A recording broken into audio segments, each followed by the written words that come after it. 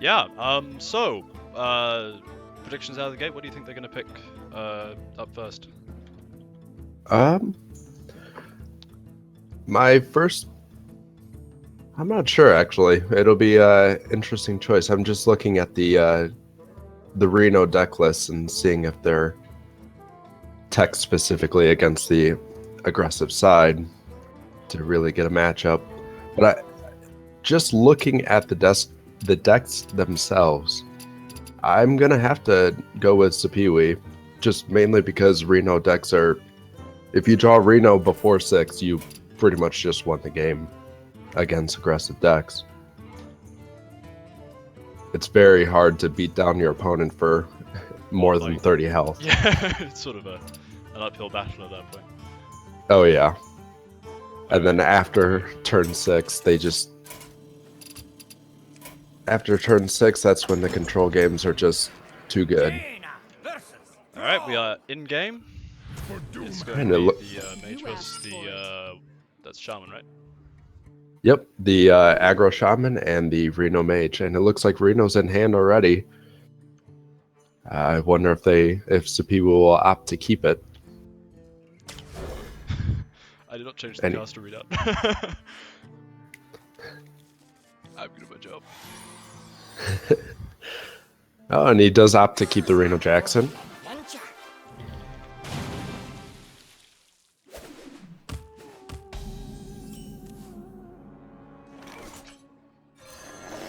Are you able to keep the Reno Jackson in that scenario? That's just sort of a yeah. That's the easiest mulligan I think he's ever been faced with. Are you able to see Rafina's hand? I am. Like you click on the. You know how to do that, right? Click on the. Yeah, I had it done yesterday, but I have them both spectating, but well, maybe just able to see one of them right now. The spectate and it'll probably fix itself. Yeah, so that's what I'll do. The early mana worm. Some good board state coming out from Rafina. Ah, there we go. Yeah. Fix itself.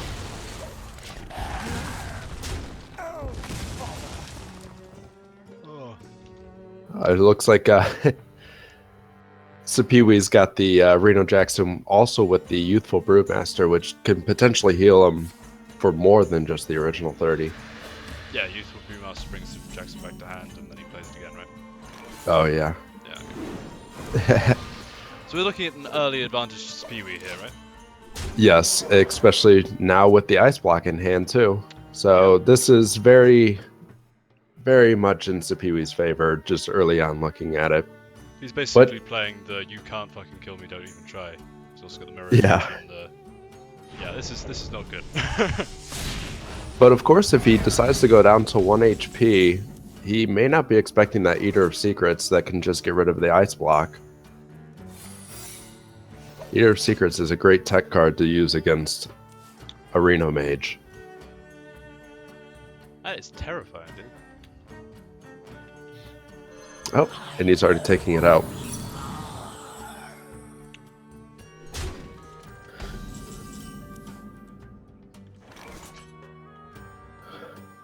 At least he knows that the Eater of Secrets has already been played, so he might be expecting a second one. Yeah, so now he plays out the Ice Block. Maybe premature. Usually people only tech in one Eater of Secrets, so it may be pretty safe. We'll see how it plays out.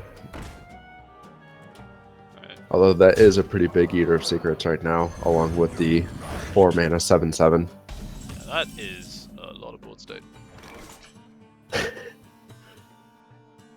Very difficult to be dealt with right now. Yeah, what has he got? He's got a Flame Strike in hand, but that just doesn't. It doesn't do anything except get rid of one. Sort of mildly irritating. Definitely. Was a mistake. Looks like there's a lot of tech choices in these decks, just back and forth. Gluttonous Ooze, Acidic Swamp Ooze, Eater of Secrets. We saw a that wasn't a Hungry Crab, that was a Galaka Crawler earlier. Yeah. So like teched against pirates.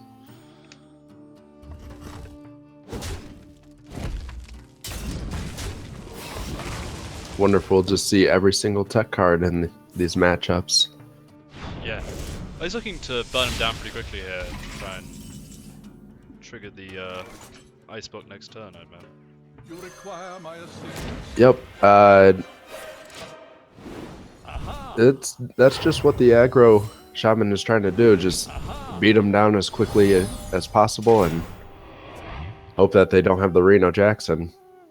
But as we can see, and he can't see, he does have the Reno Jackson and a bounce on 8. So it should be interesting. He can also potentially do a lot of damage with that. The 9-7 and the 5-2, just beating him down consistently. Yeah, it's not pleasant.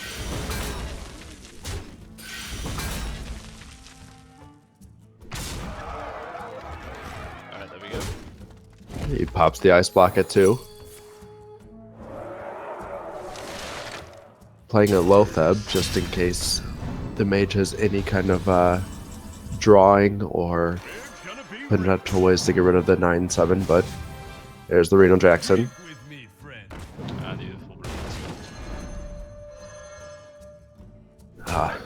Just don't like seeing that when you're the yeah, it's aggro deck. He still has some momentum left in his hand, right? He still has another crack. Oh, another lava burst. He's got plenty of stuff. He's not. Oh yeah, he's got a lot going on for him. This stage of the game, I see a lot of aggressive decks running out of steam, but picking up that life tap at the beginning was huge. Able to refill his hand consistently. Crack on the Tinnitus.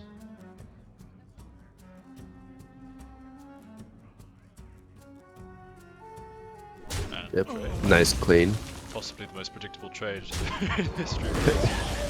Yep. And this tunnel trog is just going to be grown pretty big. But he also, Sippy Wee does have a Flame Strike in hand, which gets rid of 2 of the 4 cards on the field. Which is decent value, but not, like, fantastic value out of a Flame Strike at the end of the day. Yes, and from our point of view, the Tunnel Trog is only seeking to grow pretty large with the Feral Spirits and the Lava Burst in hand. Yeah. So that could be pretty deadly in just a little bit. Well, I think he made the right decision here to go for board state as opposed to... See, now it would make sense, right? So you have 2 of them. Oh yeah. Now it's definitely going to be making sense to Flame Strike this board.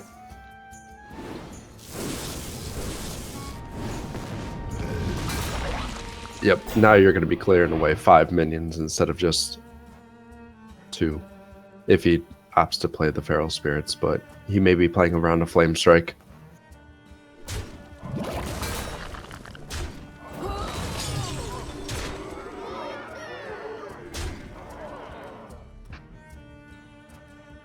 Yep, choosing not to play the Feral Spirits, just in case there is a Flame Strike coming. Which there is. Most of the time there will be. Unless... But if he does Flame Strike, no Reno. It's just game. Yeah. Let me do... No, it's not. He can Flame Strike and go into Frostbolt. He can Frostbolt one of the minions, which saves him for another turn. Which is what he's doing. Yeah. Next turn, I'd imagine he would Reno Jackson and ping down the Lotheb to get rid of it. You'd hope. Really? Yeah. You really hope so.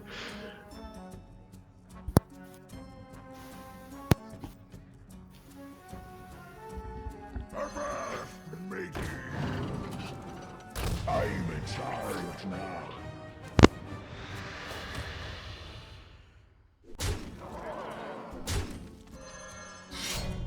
Oh.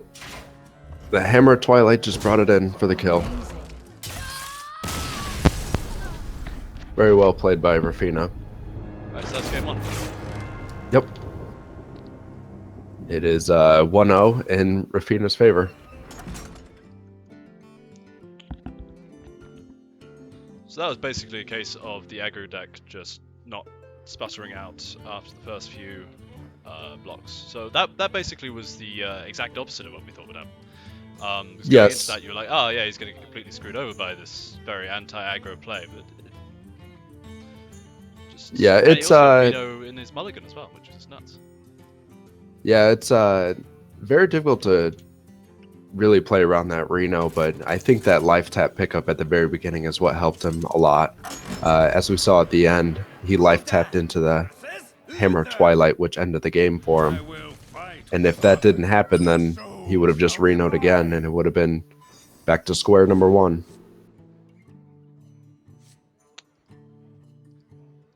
So now we have the Murloc Paladin, which is very aggro with 2 Spike Rich Steeds, against the Reno Lock. And the Reno Lock has the Alex Straza in hand, which is a interesting choice to have. It's very anti-control.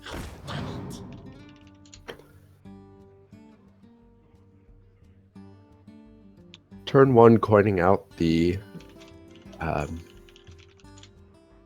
Hydrologist, so that in turn 2 he can play the Rockpool Hunter,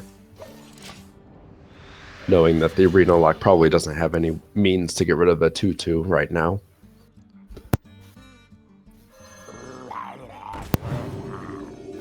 Sweet synergy right there. Oh yeah. It's all what these Murloc decks are trying to do is just build on top of each other until it's just absolutely out of reach. But the Dark Bomb comes down to get rid of the Hydrologist.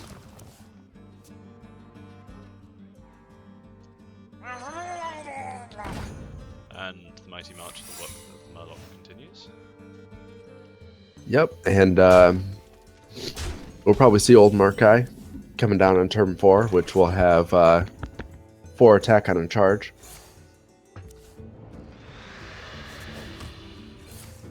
And it'll probably bring the...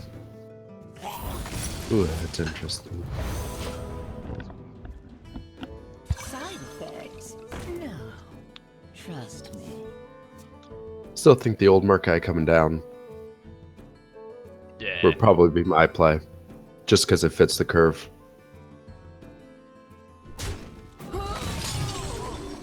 Yep, and that's what happens. Not the best value Murkai in the world, but you know.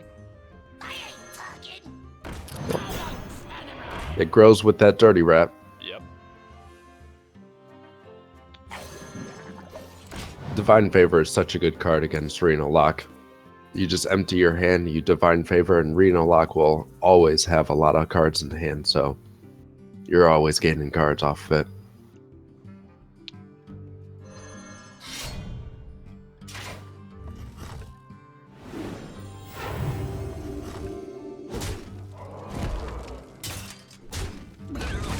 Doing some trading here to get rid of the Reno Lock's cards.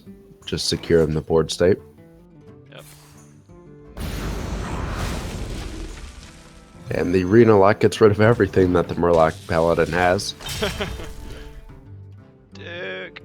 Ooh, Yeah, right. that's... Gentle Megasaur definitely comes a couple turns just a little too late. You want to see him when you have Murlocs on the board. Whereas now he's sort of late to the party. And not even fashionably late. So he just sucks. Still going with the Gentle Megasaur because with 2 Spike Rich Steeds in hand, you want to secure a Murloc onto the field.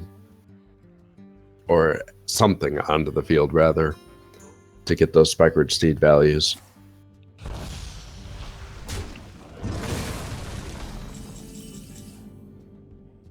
+1/+1, not ideal. Those choices were not the greatest in the world, as you would probably want to see the Divine Shield so that he can